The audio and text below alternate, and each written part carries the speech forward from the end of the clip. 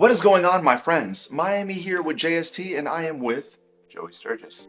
And we're going to be talking about what we love when it comes to snares. But I guess to talk about what we love about snares, we also have to talk about what we don't like about them. Joey, if you're not familiar, has done some of the greatest snare tones in modern metal. You want to tell him some of the albums that you've worked on, my friend? Ask Alexandria, Mice and Men, We Came as Romans, Attack Attack, list goes on. Truth is, I pretty much hate snares until they're great, and that is the bane of my existence. And it's also the bane of mine. I mean, really, because I was an editor for a while, and snares usually bring some crazy ringing in between edits and whatnot. And let's run that back. Snares usually bring some crazy ring in between edits, spelling out the word subscribe because my transition game is still crazy. For all those that are still watching, shout out for us hitting 100,000 subscribers. We mentioned that a couple times. I'm going to keep on saying it because it took a long time for us to get there. So make sure you hit that subscribe button, like button, and notification bell to be notified when we upload new videos. In this video, we're going to explain what all great snare tones have in common, and we broke this down into 5 tips so that hopefully you can identify these in your mix going forward. So, want to skip the intro and get straight to the info? Let's do it. Let's get it. Number 1, it has to cut through the mix. Joe, you want to elaborate on that a little bit? Yeah, if you can't hear the snare, then what's the point? It's pretty much the most prominent instrument throughout the whole song. That is true. That's one thing that you have to take into account whenever you're dealing with a mix.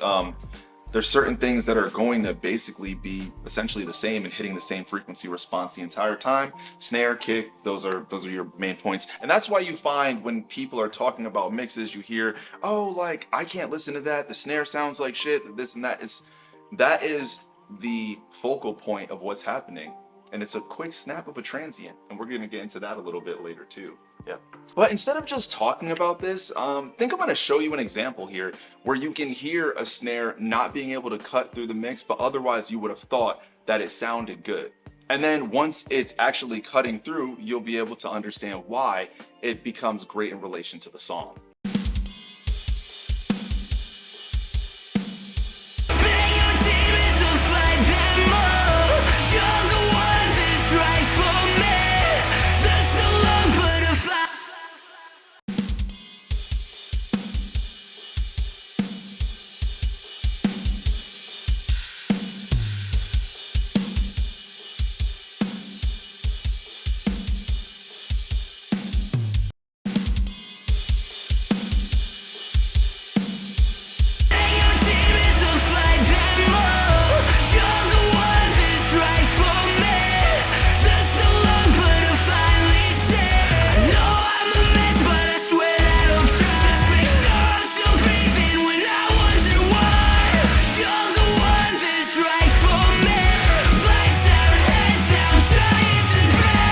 Number 2, and this one should be really obvious, you have to make sure that the snare fits with the song. And what I mean by that is paying attention to the decay of the snare. Is it a slower song?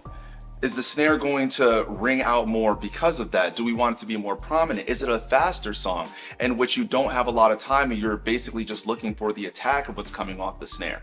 This is probably one of the most important things to me that I'm looking for when I'm picking samples or even when I'm miking a real drum. Any thoughts on that? Yeah, it's like if the song is a ballad, you need a longer snare. If you have that short, snappy snare in the ballad, that's going to be a mismatch. If the song is tuned super low and everything's really fat and then you have this really thin, cracky snare, it's going to be kind of weird. Sometimes that can work depending on what you're trying to do, but the bottom line is if the snare and the song are kind of at odds, then you don't have a great snare tone. You know, they need to work together. It needs to be a nice marriage.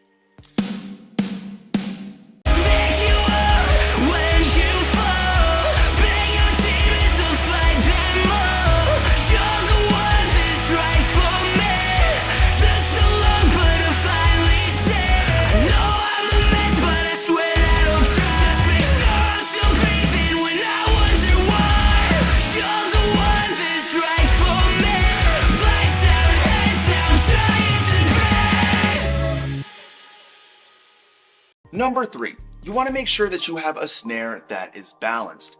And what I mean by that is making sure that you have something that has a solid body to it, has solid crack to it, and that punches through. And depending on the tuning that you're in for the song, that's something that also comes into play. I don't like to tune snares to songs. That's not a thing that I like to do. And I like to focus more on the fact of how is this going to cut through what's happening right now?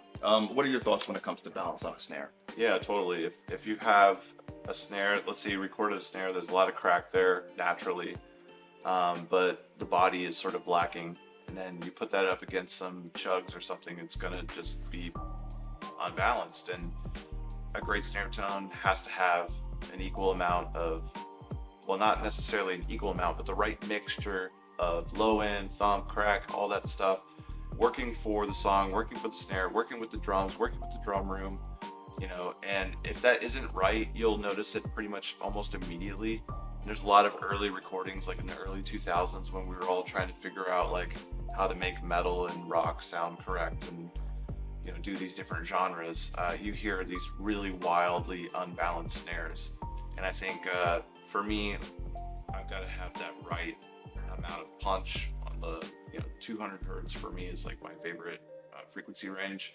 and around like 6500 hertz, if I got that balance right, like that gets me 50% of the way there pretty much. Yeah, it's a magical frequency, 100%. And not to get too far off the rails here, but this also is something to pay attention to with your kicks.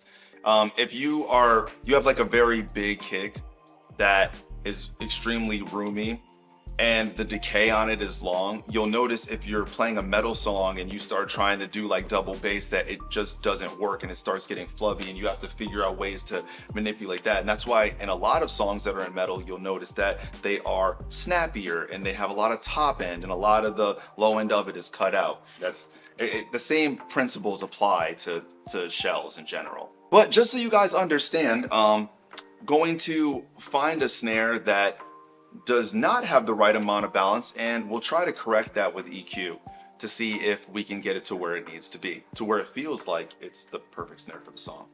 Yeah.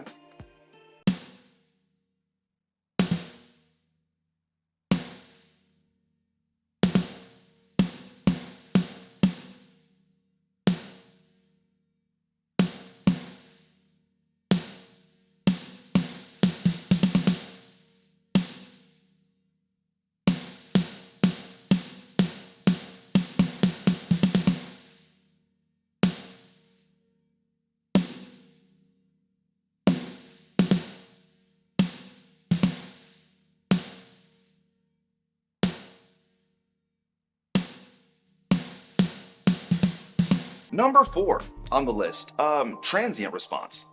This is extremely important, making sure that you have the right amount of attack to your drum. And there's going to be things that attribute to that. I will pass that along to you. Yeah, I mean, a snare drum is kind of two different things. It's attack, which is like the hit of the snare, like that first crack, that initial transient, and then everything that follows. And if you're putting a snare in a song and it's an acoustic snare drum, like one that's being hit by a drummer or something, and that transient isn't right, like it's chopped off or it's weirdly distorted, which could be a creative choice, but maybe let's just talk about sort of the normal expectation of a snare sound. Or it's like somehow like muffled or dark or buried in the song. That's not a great snare tone. Like a snare should just kind of slap you in the face. I mean, the drummer is literally raising his arm and smashing it. So if it doesn't sound like that, then that doesn't make any sense. Seriously, like it's all about that initial hit of the trance. And that's what I was saying before, like tuning to the song doesn't necessarily really make sense because it's all just about that initial hit and what's happening like slightly after. But besides that, that would be number 4 on the list. I don't think we need to put an example for that one. Okay. I mean, the example could be super quick. So to explain that, we're going to use JST Transify to showcase a snare that doesn't have the right amount of attack or sustain, and we're going to put that together for you so you can hear what it sounds like in context.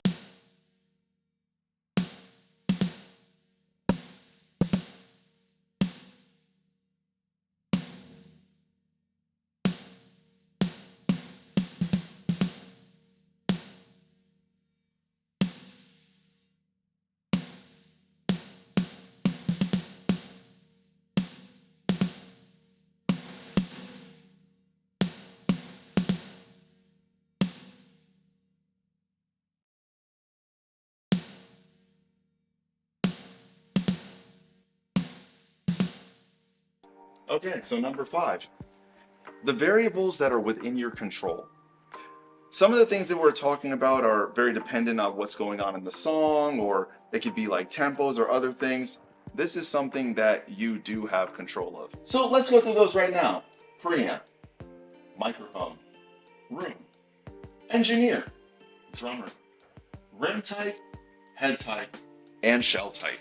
All of these are things that are within your control to get the sound that you want from that snare drum. The secret to getting that snare tone that you're after is making sure that all of these things are in harmony. Every one of these variables is part of a much larger picture.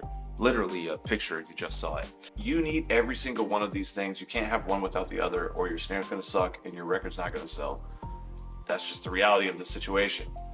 You might have one that takes up more space in the pie chart or whatever than the other, but it doesn't matter. If you take one of these away, it's going to change the dynamic. Imagine you had all these right things, but you just switched out the drummer. Now all of a sudden it sounds completely different. You had all these things and you took out the drum engineer. Okay, now it's recorded differently. That's not going to be the right thing. So this is why you need all of these elements to make a great snare tone. It goes with all the other things, but if you remove one of these, it's not going to make sense.